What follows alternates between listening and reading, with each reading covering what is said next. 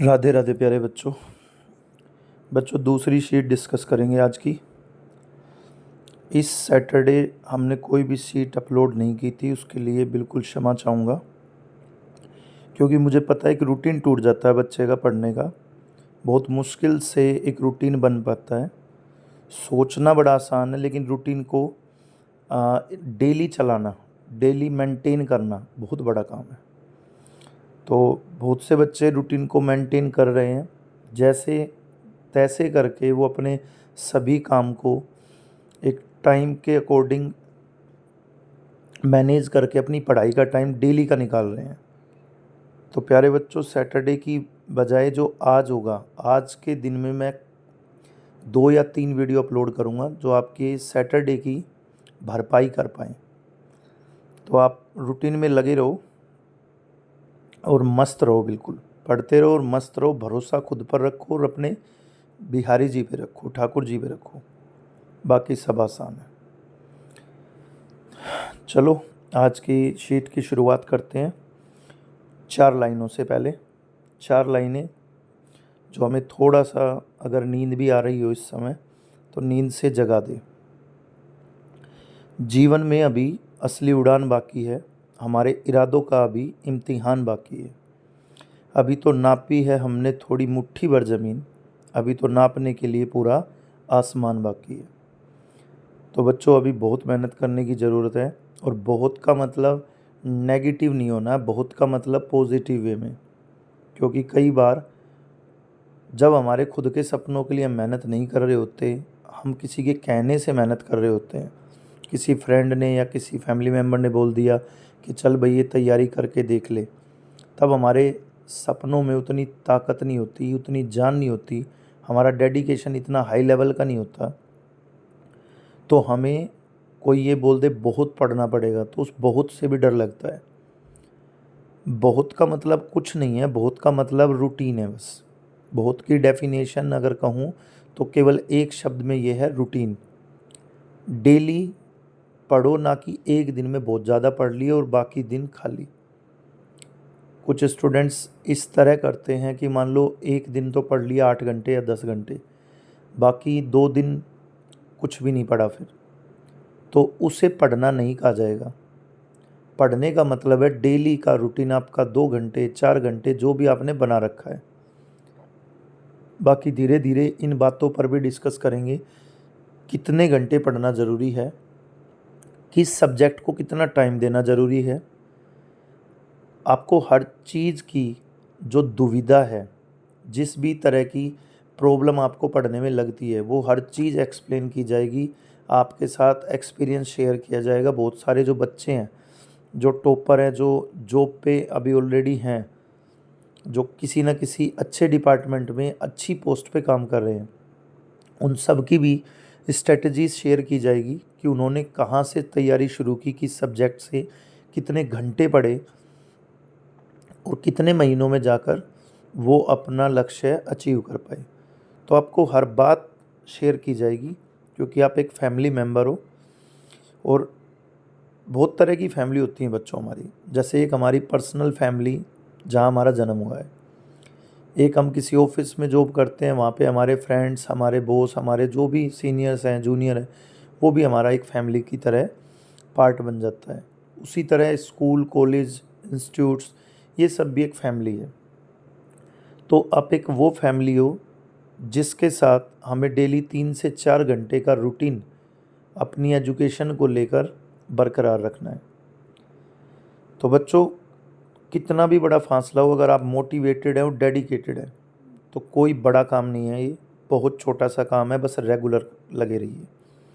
चलिए शुरू करते हैं 277 से। और आज की 2 शीट हो जाएंगी हमारी करंट अफेयर की। इन दोनों शीट के नोट्स साथ साथ बना के चलने हैं, काम को जोड़ना नहीं है। 277 का क्वेश्चन तो था पिछले वाले पेज पे, लास्ट पेज जो हमने पढ़ा आज, लेकिन उसके आंसर टिक कर लीजिए आप। 277 का डी आंसर होगा, यानी a press for the planet journalism in the face of the environmental crisis. ये इसका आंसर होगा, यानी डी इसका आंसर होगा 277 का। Question number 278। क्वेश्चन नंबर 278 है हमारा, किस देश में माता तीर्थ ओसी यानी मातृ दिवस मनाया गया? तो बच्चों पड़ोसी देश नेपाल, जिसकी सीमा 1751 किलोमीटर भारत के साथ साझा करती है, जिसकी सीमा लगी हुई है भारत के साथ 1751 किलोमीटर। 279, भारतीय सीनियर पुरुष बास्केटबॉल टीम का मुख्य कोच किसे नियुक्त किया गया है? तो स्कॉट फ्लेमिंग को, यानी आंसर विल बी सी। 280, एशियाई अंडर 22 और युवा मुक्केबाजी चैंपियनशिप में भारतीय मुक्केबाजों ने कुल कितने पदक जीते? तो बच्चों 42 पदक जीते, यानी आंसर विल बी नहीं 43, सॉरी, सी आंसर होगा बच्चों इसका, रियली सॉरी। 280 का आंसर होगा हमारा सी, यानी 43 पदक। चलिए बच्चों, क्वेश्चन नंबर 281।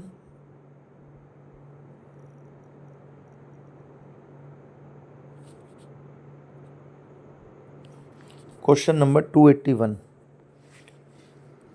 भारत घाना संयुक्त व्यापार समिति का चौथा सत्र कहाँ संपन्न हुआ है? तो बच्चों अंकारा में हुआ है, यानी answer will be c. Question number 282, 3 मई 2024 को चीन ने किस मिशन को चंद्रमा के सुदूर हिस्से से नमूने एकत्र करने और पृथ्वी पर लाने के लिए लॉन्च किया?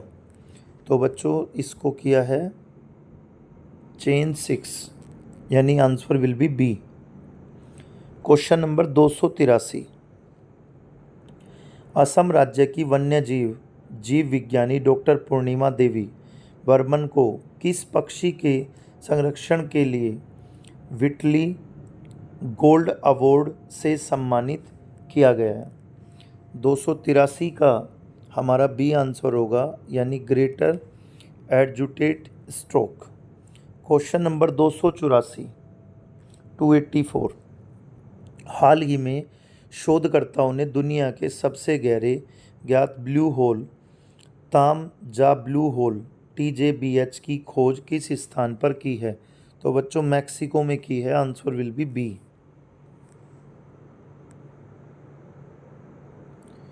क्वेश्चन नंबर 285,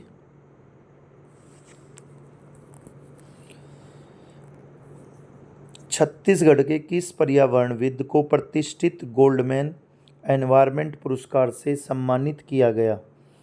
तो बच्चों किया गया आलोक शुक्ला जी को, answer will be c. Question number 286, तीसरी बार अंतरिक्ष में उड़ान भरने वाले भारतीय मूल के अंतरिक्ष यात्री का क्या नाम है? सुनीता विलियम्स नाम है, answer will be b. Question number 287, 21 मई 2024 को किस पूर्व भारतीय प्रधानमंत्री की पुण्यतिथि को आतंक विरोधी दिवस के रूप में मनाया गया? तो बच्चों राजीव गांधी, यानी आंसर विल बी सी। 287 का सी आंसर होगा।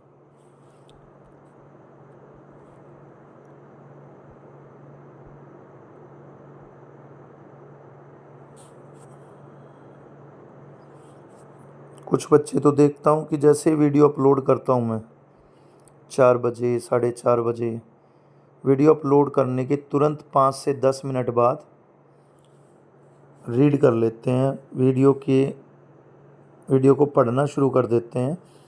यानी वो इतने जागरूक हैं अपने सपनों के लिए, अपने लक्ष्य के लिए, कि वो वेट करते रहते हैं कि कब हमें मटेरियल, कब हमें डाटा मिले और हम आज के काम को निपटा दें और आगे बढ़ें। और कुछ इतने प्यारे बच्चे हैं कि नींद से ही नहीं जाग पा रहे हैं।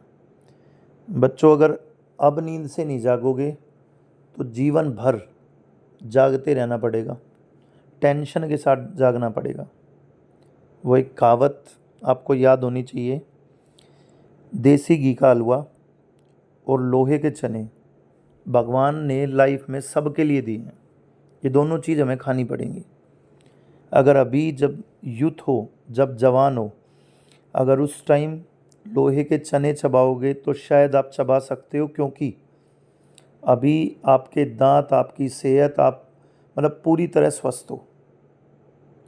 और अगर बुढ़ापे में चबाने पड़ गए तो आपको पता है कि बुढ़ापे में क्या स्थिति होती है। बुढ़ापा मतलब धीरे धीरे जब आप ओवरेज हो जाएंगे, जब आपके पास कोई चांस नहीं बचेगा। तो बच्चों, सबसे पहले अगर हमारे पास प्लेट में भगवान ने 2 चीज़ें परोस दी, लोहे के चने और देसी घी का हलवा, तो हमें अपनी एज के अकॉर्डिंग, हमें अपनी शुरुआती जो दौर चल रहा है उसके अकॉर्डिंग लोहे के चने को उठाना है, पहले उसको खाना है। क्योंकि फिर लाइफ टाइम देसी घी का हलवा ही खाएंगे हम, और उसे खा भी सकते हैं, क्योंकि उस टाइम बेशक हमारे मुंह में दांत भी नहीं रहेंगे ना, तब भी हम उस हलवे को खा सकते हैं। लेकिन बुढ़ापे में लोहे के चने खाने पड़ गए तो खुद सोच लो क्या होगा। लोहे के चने का मतलब यहाँ पर मुसीबतें और बुरा वक्त, और देसी घी के हलवे का मतलब यहाँ पे अच्छा वक्त, बिल्कुल बढ़िया लाइफ। तो बढ़िया लाइफ को अभी मत जियो, अभी संघर्ष वाली लाइफ को हम जी सकते हैं, उसका सामना कर सकते हैं, उसे तोड़ सकते हैं। ठीक है प्यारे बच्चों, तो जिनको नींद कुछ करने नहीं देती, उस नींद को साइड कर दो, डिलीट मार दो बिल्कुल, और अपने सपनों के लिए लड़ो। चलिए 288 पे चलते हैं हम। क्वेश्चन नंबर 288, विश्व आर्थिक मंच WEF द्वारा प्रकाशित विश्व आर्थिक मंच के यात्रा एवं पर्यटन विकास सूचकांक 2024 में भारत की रैंक क्या है? तो 288 का आंसर बी होगा बच्चों, यानी 39वीं रैंक है। 289 पे आ चुके हैं हम।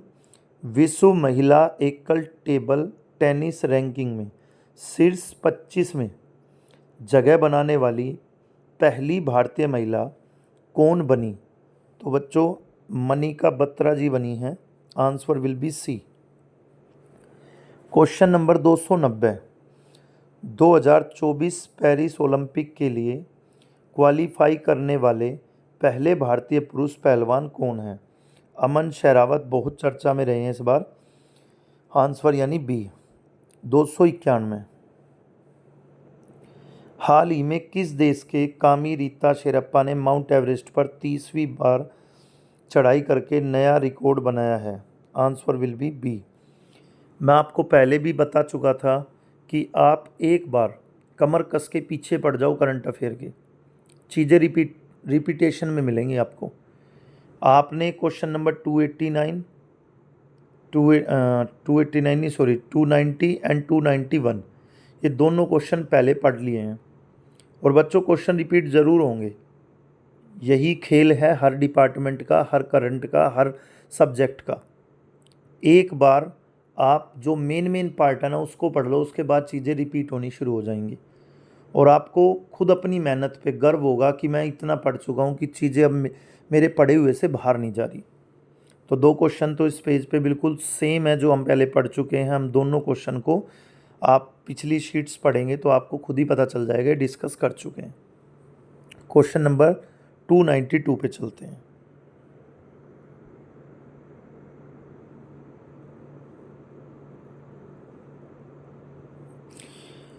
क्वेश्चन नंबर 292, 292,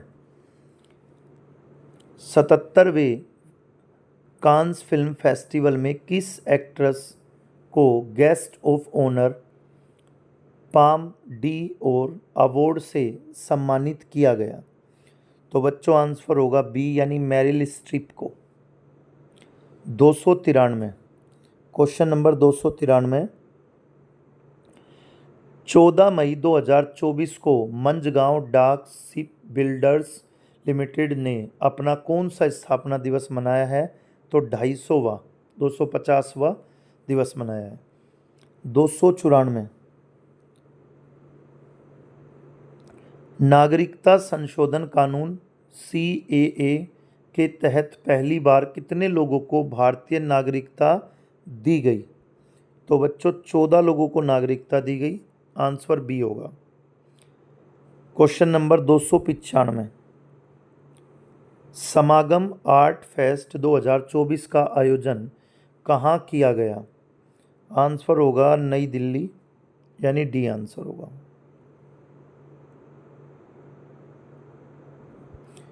और आज के लास्ट 3 क्वेश्चन। क्वेश्चन नंबर 296, संयुक्त राष्ट्र संघ यानी यूएन की असेंबली में किसे स्थायी सदस्य बनाने का प्रस्ताव पास हुआ है? तो बच्चों आंसर होगा इसका ए, यानी फिलिस्तीन को। क्वेश्चन नंबर 297, किस देश ने चीन के साथ मिलकर अपना पहला मून मिशन क्यूब लॉन्च किया है? किस देश ने बच्चों? तो आंसर होगा पाकिस्तान, यानी कि सी आंसर होगा।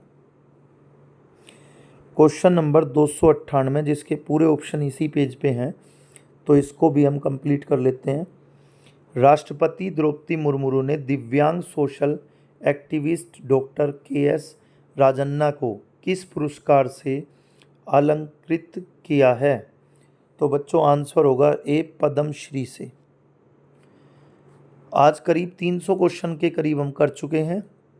इसमें 10-10, 15-15 मिनट की, 12 मिनट की, कोई 18 मिनट की वीडियो है हमारी। बहुत छोटी छोटी सी क्लिप्स हैं, इनको आप इजीली पढ़ सकते हो बिना बोर हुए, क्योंकि हमें बोरियत बहुत जल्दी आ जाती है पढ़ाई के समय। बाकी किसी मनोरंजन, किसी सीरियल या किसी काम में नहीं आती।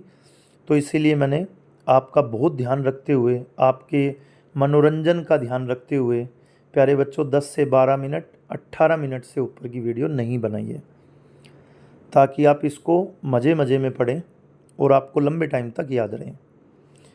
चलिए आज के लिए इतना ही काफ़ी है। हरे कृष्णा।